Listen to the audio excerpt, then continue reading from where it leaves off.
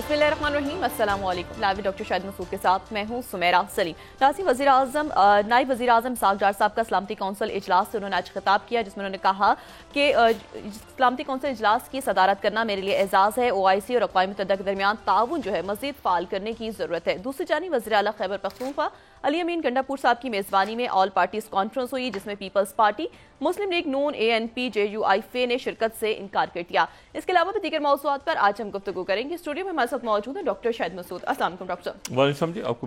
Doctor साहब, आज जो खैबर पख्तूनख्वा में ऑल पार्टीज़ कॉन्फ्रेंस हुई, जबकि दूसरी जानिब खैबर पख्तूनख्वा से 9 मुंतखब जो अरकान थे, उनमें से 8 अरकान ने सेनेट रुकनियत का हल्फ उठाया है। जी मुबारक हो सबको जिन्हें हल्फ उठाया।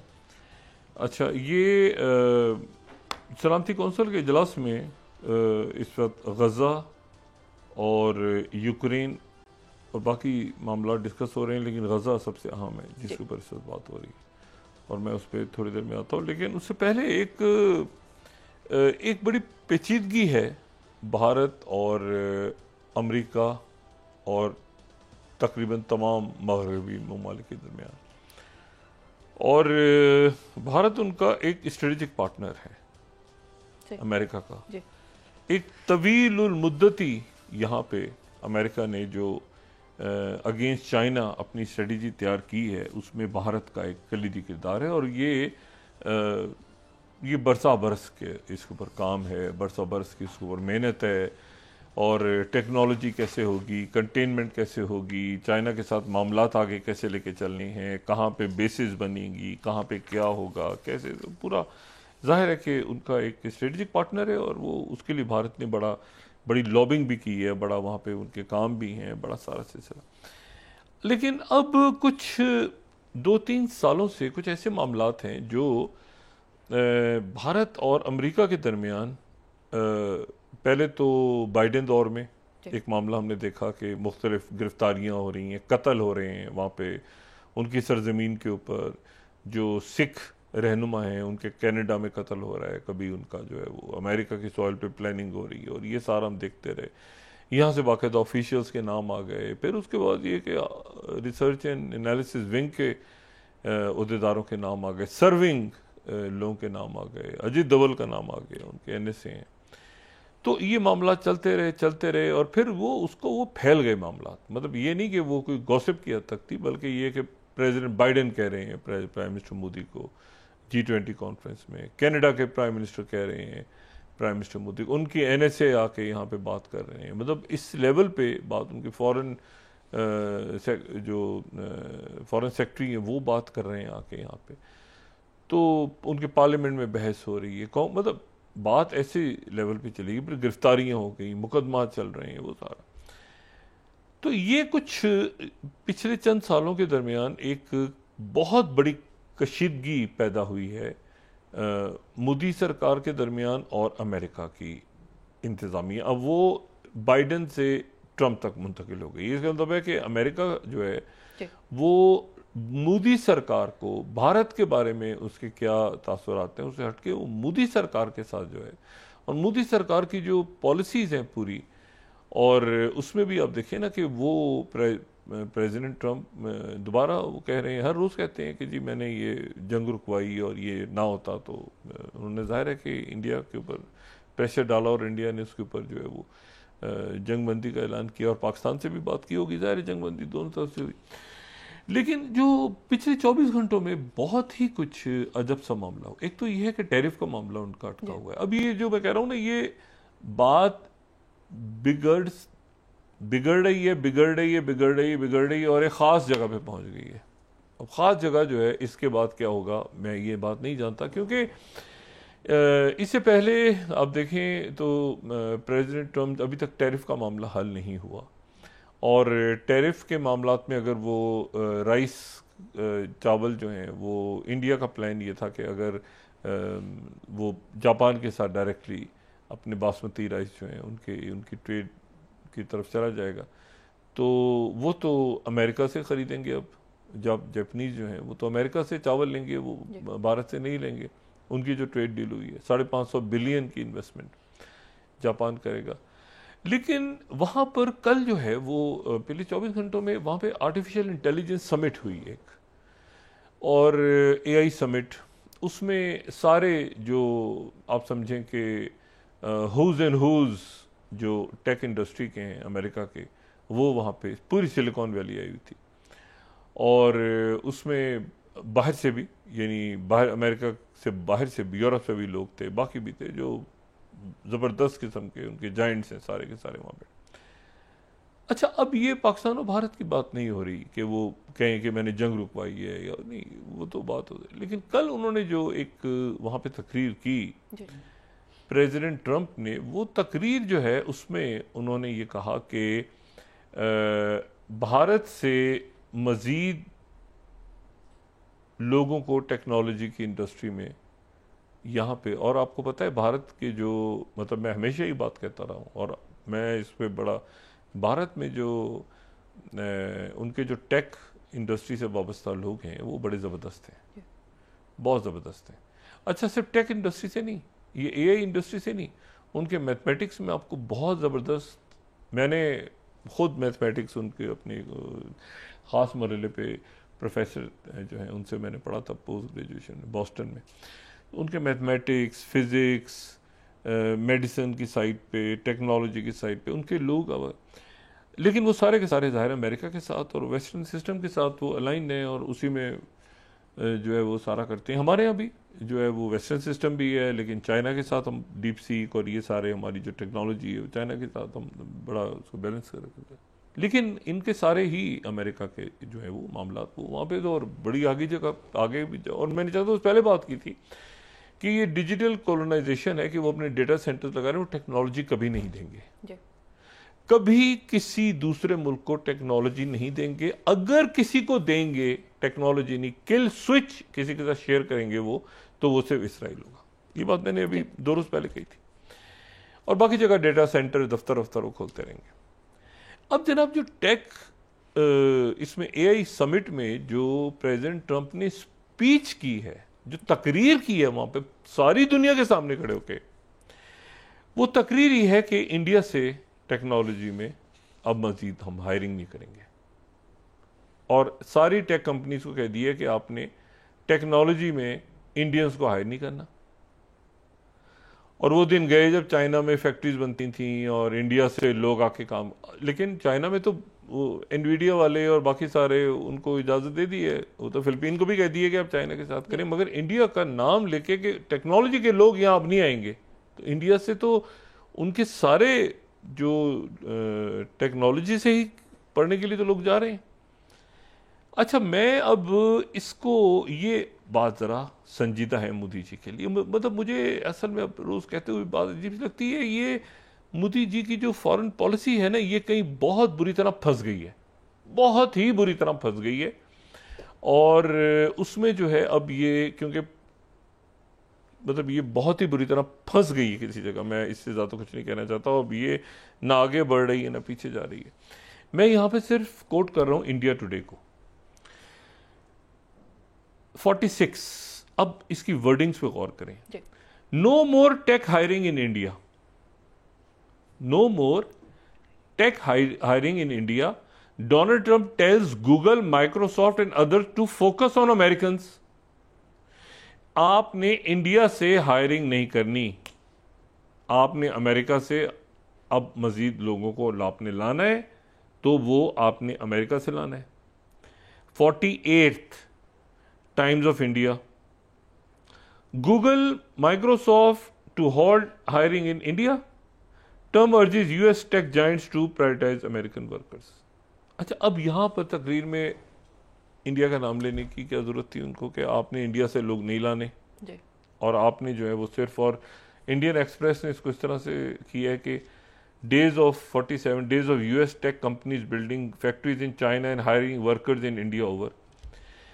तो बात यह है कि वो कंज्यूमर तो सारी दुनिया है भाई, सारी दुनिया कंज्यूमर है ना, वो डीप सीक की भी कंज्यूमर है, और वो ओपन एआई चैट जीपीटी को भी देख रही है, और वो जेमिनाई को भी देख रही, गूगल को भी। असल तो बात यह है कि आप उन टेक जो जहाँ पर स्कॉलरशिप्स हैं या जो हायरिंग है या जो जहाँ पे काम हो सारा हो रहा है, अब देखें ना, पाकिस्तान के बहुत से लोग इस वक्त अमेरिका में और पाकिस्तान के बहुत से लोग चाइना में, एग्रीकल्चर भी पढ़ रहे हैं, वो टेक्नोलॉजी भी पढ़ रहे हैं। लेकिन स्पेसिफिक अगर आप अपने एक स्ट्रेटेजिक पार्टनर का नाम लेते हैं, ख़ास तौर पे कि इंडिया से हायरिंग नहीं होगी आइंदा, मैं दोबारा इसको दिखा के फिर हम आगे बढ़ते हैं 46 को, no more tech hiring in India. मतलब इसका क्या मतलब है? इसका मतलब ये है कि वो वहाँ से हायर करेंगे तो वीज़े नहीं देंगे आप, ऐसे ही है ना। अगर आपने हायर कर लिया इंडिया से, एक बंदा टेक का बड़ा ज़बरदस्त है, उसने बहुत एक्सपीरियंसड है, वो जो है वो आगे जा रहा है, बड़ा तेज़ उनका कोई बच्चा है या बच्ची है जो भी वो आगे जाना चाह रहे हैं, तो आप उनको उधर ही ब्लॉक कर दिया आपने हायरिंग। तो ये जो है ये बड़ी एक कॉम्प्लेक्स और बड़ी नाकाम मोदी जी की। मैं इसको अब क्या कहूँ कि अमेरिका जो है वो कह रहा है कि इस एक मुल्क से आपने टेक हायरिंग नहीं करनी। अच्छा, एक तो बात ये हो गई। दूसरी बात पे अभी आता हूँ कि ये इस्तांबुल में क्या हुआ है आज, यूक्रेन के मुज़ाकरात जो रशिया के साथ हो रहे थे, उनका क्या हुआ है वो मैं उस पर बात करता हूँ। लेकिन मैं सिर्फ एक आपको और बता दूं कि एक एक्सक्लूसिव स्टोरी राइटर्स ने दी है थोड़ी देर पहले, और वो एक्सक्लूसिव स्टोरीज ये है कि पेंटागन की और बाकी जगहों की जो रिसर्च है, उन्होंने कहा है कि हमारा एक स्ट्रेटेजिक पार्टनर जिसके ऊपर हम सारा दारोमदार करके टेक्नोलॉजी बाकी सब कुछ हम शेयर करते रहे हैं, उसको हमने वॉर्न किया, उसको हमने कहा मत करो, लेकिन वो करता रहा। और वो ये कि यूक्रेन के खिलाफ वो एक्सप्लोजिव जो मटेरियल है, धमाका खेज मवाद, वो रशिया को देता रहा कि आप यूक्रेन के ऊपर इस्तेमाल करें। जब नेटो के ममालिक और हमने मना किया, असल बात यह भी कि हमने मना किया, उनको हमने वार्न किया कि ना करो, फिर भी वो करते रहे। ये है जनाब 49th Reuters exclusive, Indian firm shipped explosive to Russia despite US warnings.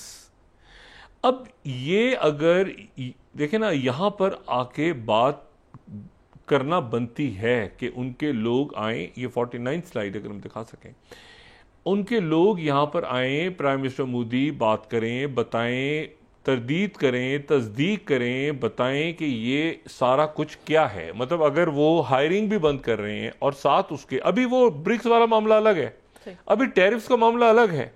दो एक्सप्लोजिव बातें अमेरिका की तरफ से अपने स्ट्रेटेजिक पार्टनर के बारे में आ रही हैं। एक तो ये कि हमारी वार्निंग्स के बावजूद, एक तो ये कि स्मगल हो गया, ये हो गया, उसको वो हमारी वार्निंग्स हमने दी कि मत करें आप, फिर भी इंडिया करता रहा। ये कैसे हुआ?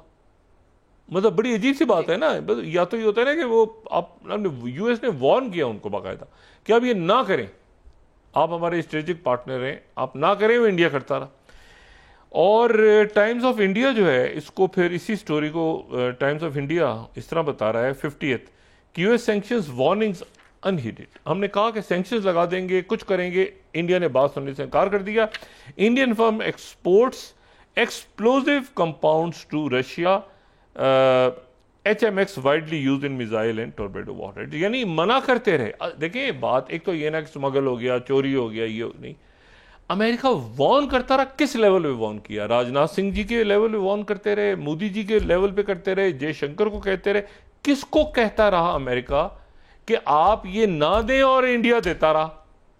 मतलब ये एक बड़ी अजीब कहानी में ट्विस्ट है कि इसको जब तक देखिए, ये होता है ना कि चहमुगैयां हो रही हैं, इधर से उधर बात हो रही है, इधर से बात हो रही है। MSN वाले इसको इस तरह बता रहे हैं 51st India secret 1.4 million explosive deal with Russia exposed और यूएस वॉर्न्स ऑफ सैंक्शंस।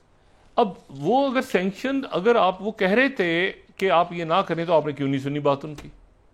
आप कह देते कि अरे चोरी हो गया, ये नहीं। वो ऑफिशियली बता रहे हैं पेंटागन के पेपर, वो कह रहे हैं हम देंगे, वो कह रहे हैं वो हम देंगे, और वॉर्न कर रहा है अमेरिका। ये बड़ी अजीब बात है। और इसको भी यूक्रेन का मीडिया किस तरह रिपोर्ट कर रहा है। Indian firm supplies explosive used in Russian missile despite US sanctions warning. Sanctions की धमकियां देते रहे अमेरिकन, रह गए पीछे, और इधर जो है ये आगे चलता रहा काम। तो ये मेरा ख्याल है कि ये एक ऐसी चीज़ है जिसको फौरी तौर पे दोनों बातें मेरे लिए बड़ी कंसर्निंग है, क्योंकि ये अगर इसमें खामोशी इख्तियार करेंगे ना तो मामला ख़राब होते जाएंगे। एक भरपूर किस्म की प्रेस कॉन्फ्रेंस करके इंडियन प्राइम मिनिस्टर मीडिया के सामने, सबके सामने, कि भाई ये ऑपरेशन सिंदूर था, ये मकबूजा कश्मीर का मामला था, ये उससे पहले अमेरिका में कत्ल व गारत क्या होती रही, हमारे लोग क्या, मतलब एक खुल के बात सारी करें और उसमें फिर ये भी बताएं कि ये मामला कैसे थे, बाइडन ने क्या कहा, हमने क्या कहा, आगे पीछे दाएं। आज पहली दफ़ा इंडिया की तरफ से गजा के अंदर सीज फायर की अपील भी गई है। अच्छा, तो ये जो है कि गजा में फौरी तौर पे जंगबंदी बंद की जाए और गजा के फ़लस्तीनियों के ऊपर जो मजालिम ढाए जा रहे हैं वो इंडिया की तरफ से बात हुई है, बहुत अच्छा है।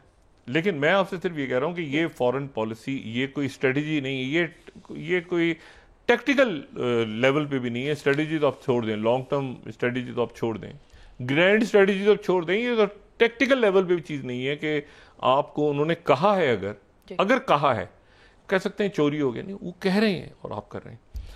दूसरी, फिर उसके बाद जो एक और मामला आज है वो ये कि इस्तांबुल में जो मुज़ाकरात तुर्किया में हुए 40 मिनट की मुलाकात, टोटल मुज़ाकरात, और वो हुए, वहाँ से रशियंस की टीम आई, वही जो पहले थी, और वहाँ से यूक्रेन की टीम्स आई जो कि पहली थी, यानी इससे पहले भी आ चुकी हैं, और मुज़ाकरात 40 मिनट के मुज़ाकरात हुए और नाकाम हो गए। उन मुज़ाकरात का कोई हल इसके अलावा सामने नहीं आया कि दोनों तरफ से कुछ मजीद कैदियों का तबादला होगा, यानी कैदी भी और वो जो लाशें हैं फौजियों की वो उधर से रशिया वाले वापस करेंगे। जंगबंदी के ऊपर कोई माहिदा नहीं हो सका, कोई जंगबंदी नहीं हो रही, और इस पे जो है वो एक सूरत हाल यूक्रेन में और पैदा हो गई है। मैदान सिचुएशन, यूरो मैदान 2014, उनके थे विक्टर यानुकोविच, ये उनके सदर थे, विक्टर यानुकोविच उनके सदर थे। ये 2010 से 2014 में जब वहाँ पर ये यूरोपीय यूनियन के साथ जाना चाहिए, नहीं जाना चाहिए, ये बहस छिड़ गई वहाँ पे, और वहाँ पे मुजाहरे शुरू हो गए पूरे यूक्रेन के अंदर। मुजाहरे शुरू हुए, बड़े खूनी मुजाहरे थे, मतलब उसमें 108-110 लोग वहाँ मारे गए, बिल्डिंग्स को आग लग गई, फैल गए पूरे यूक्रेन में हंगामे। और इसमें वो दरमियान में विक्टोरिया न्यूलैंड की टेलीफोन कॉल भी लीक हो गई, हम पहले भी शायद आपने बात की, टेलीफोन कॉल इसमें लीक हो गई, वो उसके पीछे थी, क्या था, आगे पीछे दाएं बाएं। और उसके बाद जो विक्टर यानुकोविच थे वो वहाँ से मुल्क छोड़ के चले गए, और वो गालिबन रशिया की तरफ उन्होंने रास्ता अख्तियार किया, और उसकी जगह फिर उसके बाद वहाँ पे दूसरी किस्म के अरेंजमेंट्स आती रही जो कि एंटी रशिया थी, और फिर ज़ेलेंस्की। अब ये क्या दोबारा यूरो मैदान के लम्हात हैं? सवाल ये है कि क्या ये फिर जो मैंने एक बात की है कि क्या ये दोबारा से यूरो मैदान के लम्हात आ गए हैं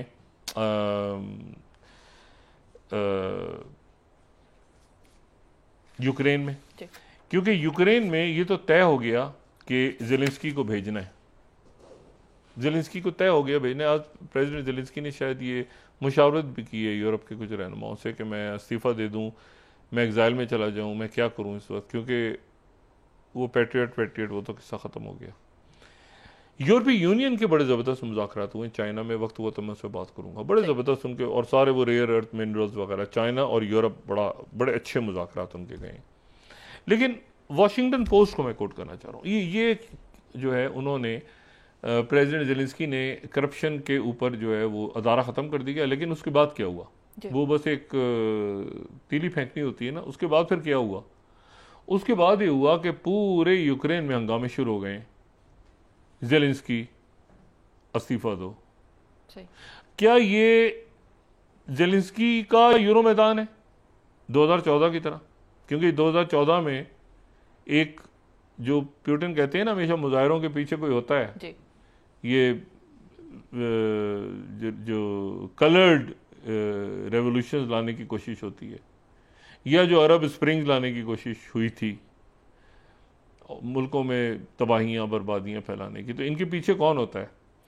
तो ये अब पूरे जो वहाँ पे हंगामे हैं, ये कलर रेवोल्यूशन है आपके सामने, और हर कलर रेवोल्यूशन के पीछे आपको एक जो है वो कहीं ना कहीं एक शख्स का नाम ज़रूर मिलता है जिसका नाम जॉर्ज सोरोस। कहीं ना कहीं अगर वो नहीं भी है तो पहुँच जाता है ज़रूर कि मेरा नाम आए, मतलब ऐसा ना मेरी सीवी में ना लिखा जाए कि उस तरह ये उस जगह पे ये जो है ना ये हंगामे हुए थे और मैं पीछे नहीं था। मतलब ये उनका एक होता है ना आदमी का एक बड़ा सीवी के अंदर लिखा होना चाहिए।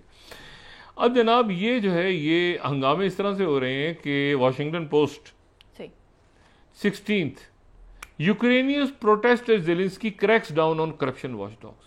हंगामे, खबर मगरबी मीडिया जिनके आंखों के तारे, ठीक है, ये ज़ेलेंस्की जो है जिनकी आंखों के तारे थे आज से चंद महीने पहले तक और जिनके लिए सदके वारी हो रहे थे, क्या ये ज़ेलेंस्की का यूरो मैदान है? ये सवाल ये है, क्या ये वो जो है ना कर्मा, क्या ये कर्मा लौट के वापस आया है और अब हंगामे हो रहे हैं कि ज़ेलेंस्की इस्तीफा दे? CBS 17th Zelensky faces mass protest for the first time since Russia war began, 17th light, over charges to anti-corruption agencies. CNN Ukraine sees first major anti-government protests since start of war as Zelensky moves to weaken anti-corruption agencies. Apna media, Kyiv Independent. Why are Ukrainians protesting? Zelensky has lost trust of society, activists है, ठीक है। तो बात ये सारी, मैं जो बात कह रहा था वो सिर्फ ये थी कि ये क्या ज़ेलेंस्की का ये मैदान लेवल है और ये विक्टर यानुकोविच जो हैं। अच्छा, economist 23rd Vladimir Zelensky has made a strategic blunder, यानी उसने एक अदारा ख़त्म किया अपने मुल्क का, तो पूरे मुल्क में हंगामे फैल गए हैं और वो जनाब इस्तीफ़ा दो ये वो सारा। अच्छा, wall street journal 21st Ukrainians ramp up protest, पूरे मुल्क में इस्तीफ़े दो नारे लग रहे हैं, गालियां दी जा रही हैं as Zelensky seeks way out.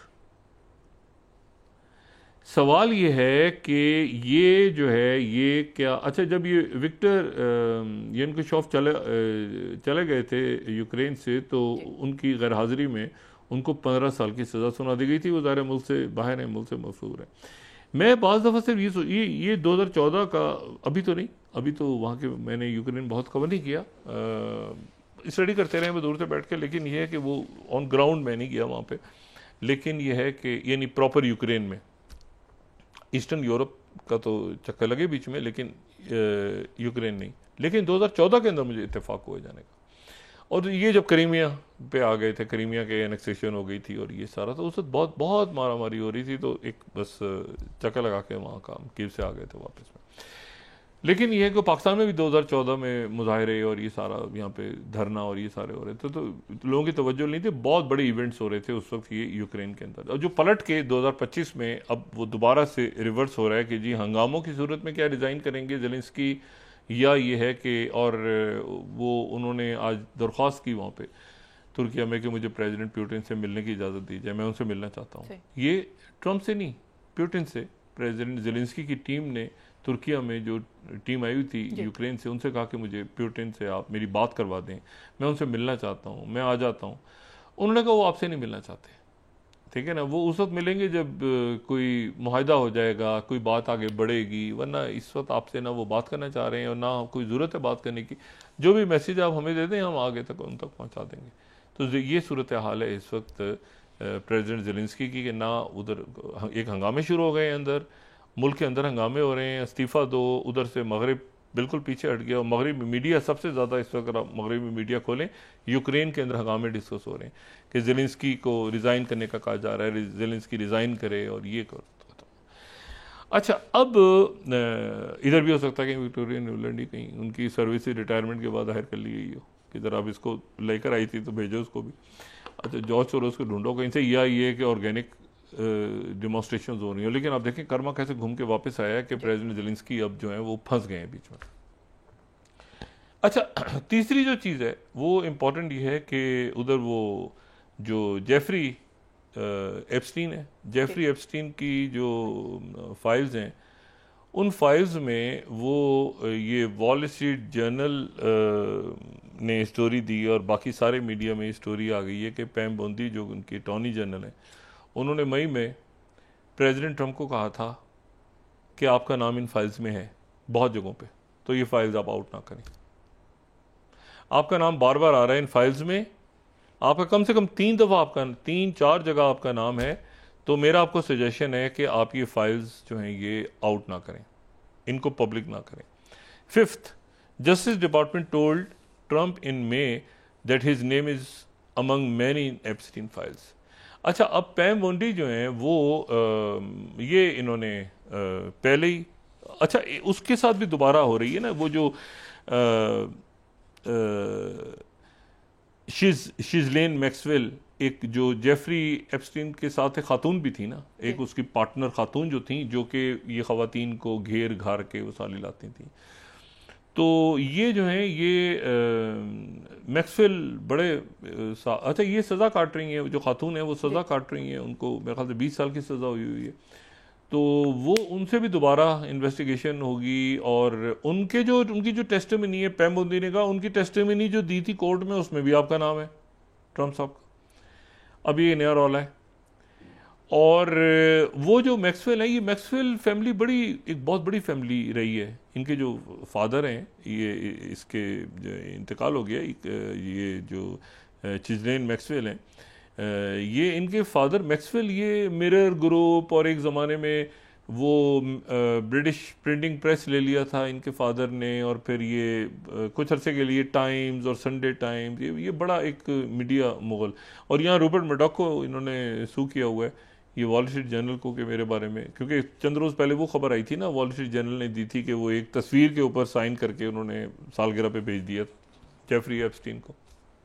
अब सवाल ये है कि ये जो है ये अब एक इशू ऐसा छिड़ गया कि जिसके ऊपर जो है वो New York times, attorney general told Trump his name appeared in Epstein files. Fourth, Epstein files के अंदर नाम जो है ना ये अच्छा वो प्रेसिडेंट ट्रंप जो हैं वो अब ये एसोसिएटेड प्रेस 6 पैम बोंडी जो हैं facing Democratic calls to testify following report that she told Trump के he was in Epstein files. अब ये बड़ी खौफनाक बात है कि ट्रंप को बताया उन्होंने, उधर से वो इलॉन मस्क बार बार कह चुके, बार बार कि मस्क ये है वो, तो ये ट्रंप के एडमिनिस्ट्रेशन के अंदर एक बहुत बड़ा प्रॉब्लम है। और मेक अमेरिका ग्रेट अगेन के अंदर फिर किस किस को पता है, किसको पता नहीं है, फिर पैम बोंडी ने बात की है नहीं की, क्या हुआ, ये तो पूरा मीडिया अब डिस्कस किए जा रहे हैं। तो ये मेरा ख्याल है कि ये जो है ये अच्छा, और फिर उसके बाद रिपब्लिकन्स के अंदर प्रेशर बढ़ रहा है कि आप इसको आउट करें, इस चीज़ को आउट करें। भाई क्या है, देखें प्रॉब्लम इसमें जो है ना, इसमें प्रॉब्लम ये नहीं है कि क्या वो पार्टी में जाते थे या नहीं जाते थे, वो तो तस्वीरें हैं ना एप्स्टीन के साथ, जेफरी एप्स्टीन, वो तो बेशुमार लोग, माइकल जैक्सन भी था फलां भी था, ये पार्टियां वार्टियां चल रही थी। इशू ये है कि क्या वो जो रैकेट था जो कम उम्र बच्चियों को स्मगल करता था, वो रैकेट क्या था, नंबर 1। एक तो ये इशू है।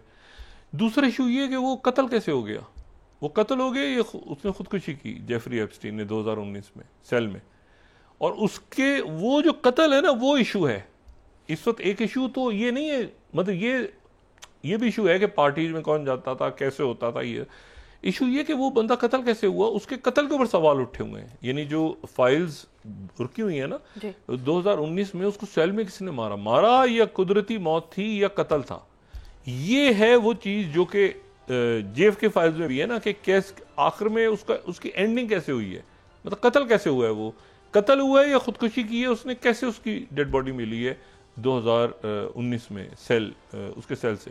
तो ये एक पुरस्कार सा मामला है, और इसको अब प्रेसिडेंट ट्रंप इस क्राइसिस से कैसे निकलते हैं, कैसे इसको बात को आगे बढ़ाते हैं, ये अब बहुत बड़ा इम्तिहान है। और स्टीव विटकॉफ की मुलाकात हो रही है इस वक्त कतर के आला हुकाम से और इसराइल के आला हुकाम से सार्दिनी के जजीरे में, जो केटली में, ये रोम में नहीं बल्कि वो सार्दिनी का जजीरा, वहाँ पर मुलाकात। ब्रेक के बाद डिस्कस कर लेते हैं जी। नाज़रीन वापस आते हैं एक छोटे से ब्रेक के बाद।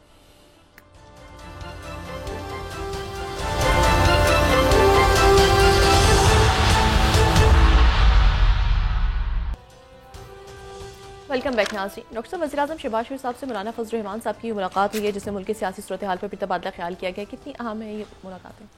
मुलाकातें हो रही हैं, मुख्तलिफ इत्तेहाद वगैरह बनने की कोशिश हो रही है, लेकिन मुझे उसमें कोई इत्तेहाद, ये पॉलिटिकल पार्टीज ही जो हैं, ये पॉलिटिकल सेटअप जो है, जो ये मेरा प्रिंसिपल स्टांस है कई सालों से, दहाइयों से, कि ये 1985 का सिस्टम या 1973 का पॉलिटिकल सिस्टम या जो भी है, ये कोलैप्स हो चुका है।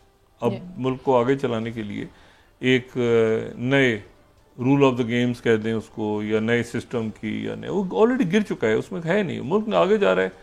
और ये एक सिस्टम में लोग फंसे हुए हैं कि जी MNA सेनेट फलाना, ठीक है, ये अच्छा, ठीक है, होना चाहिए, लेकिन उसको वो कोई डिलीवर नहीं कर पा रहा ना मुल्क के लिए कुछ, इसका कोई, इस पूरे सिस्टम का, जहाँ इलेक्टेबल्स और इलेक्शन और फिर उसके बाद इल्ज़ाम दर इल्ज़ाम, तो कभी, और फिर कोई इधर से इधर, कोई इधर। मैं बहुत दफ़ा एक अपना नुक्ता नज़र बयान कर चुका हूँ, तो मैं इसलिए अपने खुद को इस लाहासिल बहस से अपने को दूर रखता हूँ। मुझे इस सिस्टम में बिल्कुल जो है वो ये बर्बाद, तबाह हो चुका है सिस्टम, और ये इस मुल्क में जो भी नुकसान हुआ है उसका ये सिस्टम जो कि कई सालों से चल रहा है, कई दहाइयों से चल रहा है, वो जिम्मेदार है। अच्छा, और इस सिस्टम का चेंज होना, इसका जाना, और एक अकाउंटेबिलिटी होना ज़रूरी है। अच्छा, मैं आगे जो दूसरी बात है वो है गज़ा का कत्लेआम। अच्छा, अब उसमें जो है वो ये है कि स्टीव वित्कोफ जो है, उन्होंने आज वो ये सरदिनिया का जो इलाका है, बड़ा खूबसूरत जजीरा है, ये सिसिली के बाद दूसरा जजीरा मेडिटेरियन के अंदर, ये इटली का सरदिनिया, तो वहाँ पर जो है वो उनकी मुलाकात हो रही है। वहाँ पे कतर के हुकाम भी मौजूद हैं और इसराइल के रॉन तैमर भी शायद मौजूद है, तो अलग अलग उनसे मुलाकात हो रही है और उसको फाइनलाइज किया जा रहा है। पहले ही बात हो रही थी कि जी वो, अच्छा, बिल्कुल हमास जो है उसकी तरफ से, और मैं आपको बताऊं ये सारे मुतालबात हमास के नहीं हैं, ये ज़हन में रखें। इन हमास को तो आगे है ना, लेकिन ये अरब ममालिक भी हमास, मिसाल के तौर पर फिलाडेल्फी कॉरिडोर, इजिप्ट का इशू है कि वहाँ से फ़ौज हटे, तो इजिप्ट हमास बात कर रही है। तो कई मुल्क जो हैं वो हमास को इस वक्त मुकम्मल तौर पे वो हमास उनके बिहाफ पे भी बात करी और अपने बिहाफ। अब ये है कि यहाँ पे मामला अटक गया है कि एक तो कैदियों के ऊपर, कुछ नामों के ऊपर, जिसमें मरवान बरगूती वो कहते हैं बाद में करेंगे, ये कहते हैं पहले करें। दूसरा ये है कि वो इन्होंने आज ये बात की कि थोड़ा सा आप हिस्सा रखें उसका, गज़ा ह्यूमैनिटेरियन फाउंडेशन का हमने कॉन्ट्रैक्ट वगैरह साइन किया, हमास ने उसको ज़ीरो कर दिया कि सवाल ही पैदा नहीं होता। और तीसरी जो बात है वो ये है कि जो सरहद है, जहाँ जो गज़ा की सरहद है, उससे 800 मीटर दूर रहेगी इसराइल की फ़ौज। मतलब है कि बफर का इलाका कोई भी गज़ा के अंदर नहीं होगा, वो जो होगा वो इधर होगा, इसराइल की तरफ होगा। ये नहीं कि वो 800 मीटर और अंदर आ जाए। बफर जोन बनाना है अपने इलाके में बनाए, लेकिन वो 800 मीटर जो है वो गज़ा की सरहद से दूर रहेगी फ़ौज, ठीक है। तो इस बात के ऊपर जो है वो ये मामला है, और इस पर स्टीव वित्कोफ जाहिर है कि, और जो डॉक्टर बिसरा जो बैबा हैं, जो कि मैंने पहले भी बात की थी, अमेरिकन पैलेस्टीनियन दोस्त हैं प्रेसिडेंट ट्रंप के दरमियान में आ गए, वो भी इस वक्त, और ये ख़त्म इसको करना ही करना है, क्योंकि लोग भूख से फाकों से मर रहे हैं, और वो तादाद और मज़ीद फिगर्स और बढ़ गई हैं, लेकिन वो फिगर जो है वो एक्यूरेट सामने नहीं आ रही, लेकिन वो कई 100 के करीब अब लोगों की जानों से जाने की तलाश आ रही है, भूख से वो मतलब मर रहे हैं बच्चे। तो ये इतना शदीद इस वक्त दबाव है कि इसराइल इसको, अच्छा, अब लेकिन इशू ये है कि ये तो हुआ सो हुआ, उधर ज़ेलेंस्की के साथ जो हो रहा है वो हो रहा है, यानी अमेरिकन भी नहीं बात कर रहे, अब वो बरतानिया भी नहीं, यूरोप भी नहीं, वो अपना सारा सिलसिला कर रहे हैं। जो उनके भी अभी तक डील नहीं साइन हो रही, अभी तक EU और अमेरिका की डील साइन नहीं हुई बहुत से, यानी ये भी जो ट्रेड डील है वो भी साइन नहीं हुई।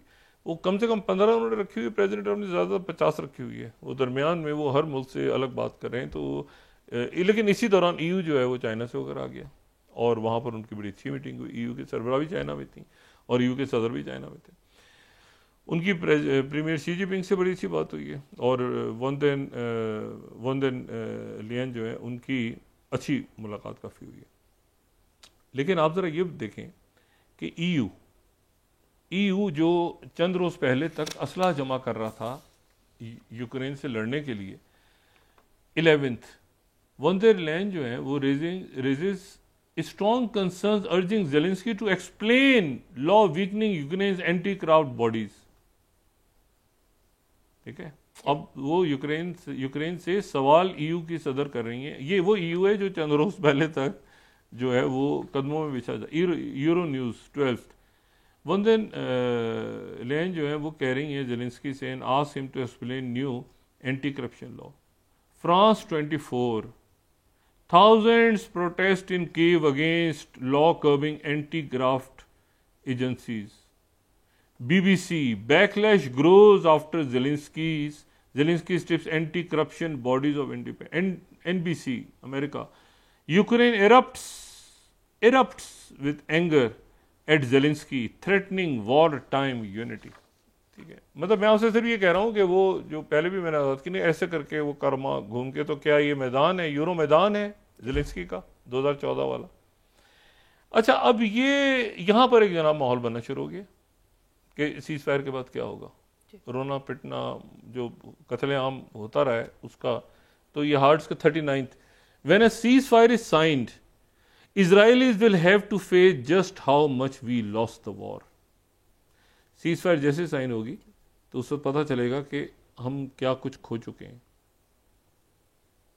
ठीक है, अच्छा, और उसके बाद जो है वो सीज फायर के ऊपर अब हमास का रिस्पांस जो है वो आ गया है वापस। ये मेरे ख्याल से कल पहुंच जाएंगे यहाँ पे, कतर पहुंच जाएंगे। कतर के लोग वहाँ पहुँचे हुए हैं, इनको समझ नहीं आ रही इस वक्त, इसके अलावा कोई इनके पास कोई रास्ता है नहीं कि उसको जल्द से जल्द साइन करें। वहाँ पर 6.4 बिलियन की सऊदी अरेबिया ने सीरिया में इन्वेस्टमेंट की बात की है। तो लेकिन इशू ये है कि उसके साथ साथ अब लोग ये पहला सवाल, अब किसी बात में लोग इंटरेस्टेड नहीं है दुनिया में, सिर्फ इस बात में इंटरेस्टेड है कि गजा का सीज फायर हो रहा है कि नहीं हो रहा। अब कुछ भी बात करें, किसी इंटरनेशनल फोरम पे चले जाएं, कुछ करें, वो कहेंगे 1 मिनट है, गजा का से उधर जो बच्चे मर रहे हैं, उधर जो लोग मर रहे हैं, औरतें मर रही हैं, उनका क्या क्या, cease fire, immediate cease fire. तो ये एक इमीडिएट सीज फायर जो है, अब जाहिर है वो वहाँ से उन्होंने फ्लाई करके यहाँ पे आना है और यहाँ आके इस्तीफित कॉन्फ्रेंस 24 घंटों में, 48 घंटों में इन्होंने करना ही करना है। अभी जब मैं बात कर रहा हूँ आपसे, फिर सायरन बज रहे हैं पूरे इसराइल के अंदर हुतीस के। तो अभी हुतीस पे अटैक हुआ था ना, उन्होंने कहा बदला लेना है, भी बदला उन्होंने भी लेना है। और कल तुर्किया में फिर मुज़ाकरात हैं, यानी फिर से मुराद ये है कि एक तवील एक हिजान जो कि जंग हुई उसके बाद, और वो ईरान और EU3 ममालिक के आज तो फेल हो गए ना, रशिया और यूक्रेन के, लेकिन कल जो मुज़ाकरात हैं वो मुज़ाकरात हो रहे हैं ईरान के और 3 यूरोपीय ममालिक के। और आखिर में मैं सिर्फ एक सजेस्ट करूंगा सबको कि वो एक आर्टिकल आज बड़ा इंटरेस्टिंग है और उसको ज़रूर पढ़ें अगर उनको मौका मिले, और वो है फाइनेंशियल टाइम्स का एक आर्टिकल है, अगर उसको हम दिखा सकें। फाइनेंशियल टाइम्स का आर्टिकल है कि 1 बिलियन डॉलर्स की जो चिप्स हैं, 40th स्लाइड अगर हम दिखा सकें, 1 बिलियन डॉलर्स की आर्टिफिशियल इंटेलिजेंस की चिप्स स्मगल हो गई ट्रंप के जैसे उसने ऐलान किया। इस दौरान एनवीडिया की चिप्स वहाँ पे जो है वो, और ये H200 नहीं है, हॉपर सीरीज की नहीं थी, ये वो ब्लैकवेल हैं। ये जो ब्लैकवेल जो कि मोस्ट एडवांस, वो जिनको वो जो इस वक्त तक मोस्ट एडवांस जिनके बारे में कहते हैं, हॉपर सीरीज नहीं है, ये ब्लैकवेल सीरीज। ब्लैकवेल भी एक साहब थे, हॉपर भी एक साहब थे, उनके मुख्तलिफ लोगों के नामों पे ये रखा हुआ है। तो ब्लैकवेल सीरीज जिसको वो कहते हैं मोस्ट एडवांस्ड है, और इसकी मौजूदगी में तो फिर किसी चीज़ की ज़रूरत नहीं है आपको, और ये जनरेटिव आर्टिफिशियल इंटेलिजेंस में इस्तेमाल होती है। और तो वो जो है वो 1 बिलियन डॉलर्स की अमेरिका से स्मगल हो गई वहाँ पे, चाइना। तो अब मुझे बताएं कि ये वो जो उस दिन बात की थी AI रेस की और डेटा की, तो उसमें चाइना के पास तो हर चीज़ ही है इस वक्त, लेकिन उस पर ज़रा बाद में हम बात करेंगे। पहले ये देखना है कि 24-48 घंटों में गजा के हवाले से क्या फैसला सामने आता है। जी, बहुत शुक्रिया डॉक्टर साहब। नाज़रीन, इसके साथ ही आज का प्रोग्राम अपने इख्तिताम को पहुंचा। मुझे इसमें रस्लीम को इजाज़त दीजिए। अल्लाह ने के बाद जी डॉक्टर साहब, अपने दोस्तों, रिश्तेदारों, गिरदोनवाह के लोगों का सब ख्याल रखिएगा। अल्लाह हाफ़िज़।